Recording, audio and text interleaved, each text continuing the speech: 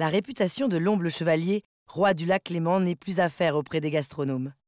Pas plus que celle du pêcheur Éric Jacquier, qui alimente en poissons du lac les plus belles tables de la région. Écoutons aussi les précieux conseils de Patrice Vander, sympathique chef des cuisines de l'Hôtel Royal à Évian, pour préparer ce poisson si rare.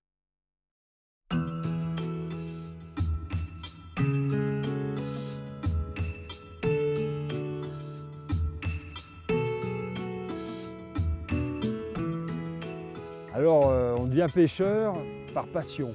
Ça, c'est le premier ingrédient. Et puis, moi, je suis pêcheur aujourd'hui depuis 25 ans. Et à l'époque, il suffisait d'être fils de pêcheur pour avoir l'autorisation de pêcher.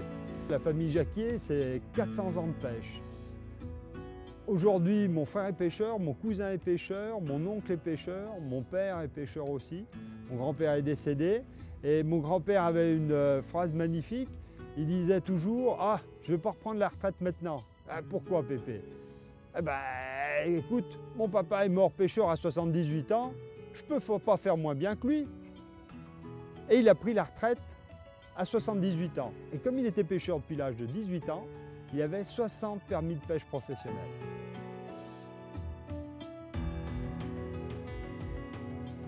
Dans le lac Léman, on arrive à trouver des magnifiques poissons. On a l'omble chevalier, le roi du lac. On a la ferra, la truite, le brochet, mais aussi des poissons peut-être plus méconnus comme la perche, la blette, le gardon, la tanche et bien sûr les écrevisses. Le roi du lac, c'est l'omble chevalier. Alors avec un nom comme ça, hein, vous ne pouvez pas être reine ou princesse, omble chevalier. Et c'est un poisson qui est extrêmement difficile à attraper. Il faut savoir qu'on l'attrape dans les grands fonds, ça va de 50 mètres à moins 160 mètres de fond.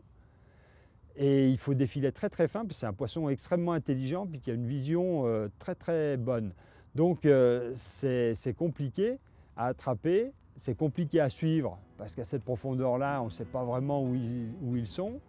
Et en plus, c'est un poisson qui a une périodicité relativement brève. La production du lac Léman, c'est près de 1000 tonnes de poissons.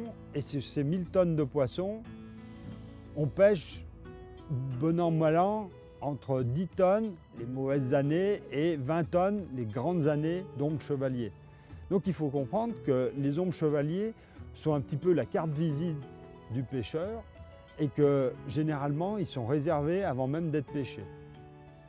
Donc les gens passent une commande en disant voilà, j'aimerais, on ne dit pas je veux, on dit j'aimerais avoir un omble chevalier pour 4 ou 6 personnes pour telle date.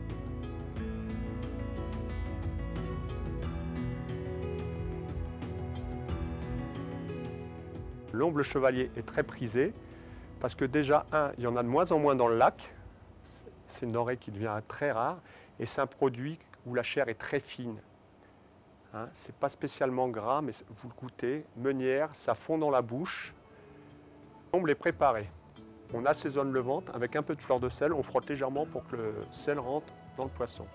On le farine sans excès. On le démarre dans une poêle chaude avec un peu d'huile de pépins de raisin. On le dore sur la première face.